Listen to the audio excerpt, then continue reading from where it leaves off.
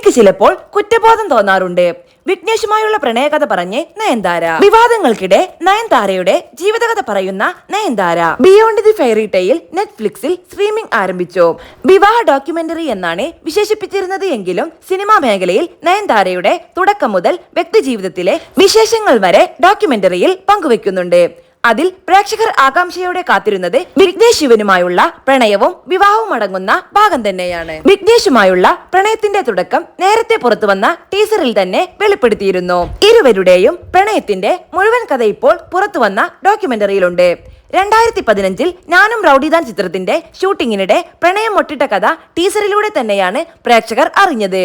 ഇതിന്റെ മുഴുവൻ ഭാഗം ഇപ്പോൾ പുറത്തുവന്ന ഡോക്യുമെന്ററിയിലുമുണ്ട്. താൻ എക്കാലത്തും തേടിക്കൊണ്ടിരുന്ന ആളാണ് വിഘ്നേഷ് എന്നാണ് നയൻസി വിശേഷിപ്പിക്കുന്നത്. തന്റെ ഹൃദയവും ആത്മാവും തേടിക്കൊണ്ടിരുന്നത് അവനെ പോലെ ഒരാളെയായിരുന്നു.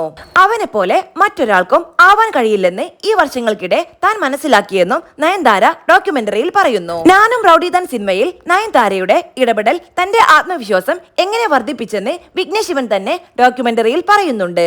ചിത്രത്തിന്റെ ഒരു ഭാഗം ചിത്രീകരിക്കുമ്പോൾ നയൻതാര ചെയ്തതിൽ നിന്ന് വ്യത്യസ്തമായ ആശയമായിരുന്നു വിഘ്നേഷിന് ഉണ്ടായിരുന്നത്. എന്നാൽ അത് അവരോട് പറയാൻ മടിച്ചു. പക്ഷേ കട്ട് പറഞ്ഞു കഴിഞ്ഞ് വിഘ്നേഷിന്റെ മുഖഭാവത്തിൽ നിന്ന് കാര്യം മനസ്സിലാക്കിയ നയൻതാര ഒരു ടേക്ക് കൂടെ എടുക്കാമെന്ന് പറഞ്ഞു. നിങ്ങൾ എന്താണ് ആഗ്രഹിക്കുന്നത് അതുപോലെ എടുക്കാമെന്ന് നയൻതാര പറഞ്ഞു.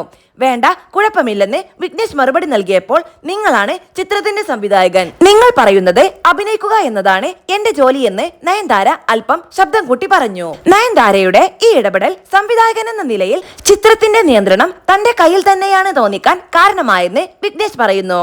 സിനിമ ചെയ്യുമ്പോൾ അതിനു മുമ്പ് വരെ തനിക്കില്ലാതിരുന്ന ആത്മവിശ്വാസം ആ സംഭവത്തിന് ശേഷമുണ്ടായി. ചിത്രത്തിന്റെ ലാസ്റ്റ് ഷെഡ്യൂൾ വരെ തങ്ങളുടെ ബന്ധത്തെക്കുറിച്ച് ആർക്കും അറിയില്ലായിരുന്നുവെന്നും വിഘ്നേഷ് കൂട്ടിച്ചേർത്തു. എന്നെ കാണാൻ പോലും വിക്കി മടിച്ചു. പലതവണ ഞാൻ കൊച്ചിയിലേക്കും മറ്റും വിളിച്ചു. പക്ഷെ ഒരു മാസത്തോളം അവൻ വന്നില്ല. എന്തിനാണ് എന്നെ അവോയ്ഡ് ചെയ്യുന്നതെന്ന് ഞാൻ ചോദിച്ചു. ഒടുവിൽ അവൻ വരാൻ സമ്മതിച്ചു. ഒടുവിൽ അവൻ കൊച്ചിയിലേക്ക് വന്നു. കണ്ടപ്പോൾ തന്നെ ഞങ്ങൾക്ക് ഉറപ്പായിരുന്നു ഞങ്ങൾ പ്രണയത്തിലാണെന്ന് നയൻതാര പറഞ്ഞു. ഞങ്ങൾക്കിടയിൽ എന്തോ സംഭവിക്കുന്നുണ്ടായിരുന്നു. പക്ഷെ ചിത്രത്തിലായിരുന്നു എന്റെ ശ്രദ്ധ മുഴുവൻ. ചിത്രം കൃത്യമായി പൂർത്തിയാക്കേണ്ടിയിരുന്നു. മറ്റു കാര്യങ്ങളിലേക്ക് വഴുതി പോകാൻ എനിക്ക് താല്പര്യമുണ്ടായിരുന്നില്ല. എന്തെങ്കിലും തെറ്റ് സംഭവിച്ചാൽ അത് ചിത്രത്തെ ബാധിക്കും. ആ ഭയം എനിക്കുണ്ടായിരുന്നു, വിഘ്നേഷ് പറഞ്ഞു. വിഘ്നേഷിനെ മരുമകനായി ലഭിച്ചതിനെ കുറിച്ച് നയൻതാരയുടെ അമ്മ പറയുന്നത് ഇങ്ങനെ: മകളെ പൊന്നുപോലെ നോക്കുന്ന ഒരു പയ്യനെ കിട്ടണേ എന്ന് ഞാൻ ഒത്തിരി പ്രാർത്ഥിച്ചിട്ടുണ്ട്. ദൈവം ആ പ്രാർത്ഥന കേട്ടു. ഞാൻ അവനെ പ്രസവിച്ചില്ലെന്ന് മാത്രമേയുള്ളൂ. എനിക്കവൻ അത്രയ്ക്ക് ജീവനാണ്. അമ്മയെ പോലെ എന്നെ നോക്കുന്ന മറ്റൊരാളുമില്ലെന്ന് ഞാൻ പറയാറുണ്ടായിരുന്നു. എന്നാൽ ഇപ്പോൾ എനിക്ക് ആത്മവിശ്വാസത്തോടെ പറയാം, ലോകത്തെ മറ്റൊരാളെക്കാളും എന്നെ അവൻ നോക്കും. അമ്മ പോലും അത് പറയും. ചിലപ്പോ എനിക്ക് കുറ്റബോധം തോന്നും. ഞാൻ അവന്റെ ജീവിതത്തിലേക്ക് വന്നില്ലായിരുന്നുവെങ്കിൽ അവന്റെ ജീവിതം കുറച്ചുകൂടെ എളുപ്പവും ചിലപ്പോൾ സന്തോഷകരവും മികച്ചതുമാവുമായിരുന്നു എന്ന് നയൻതാര പറഞ്ഞു. പക്ഷേ ഇത് വിഘ്നേഷ് നിഷേധിച്ചു.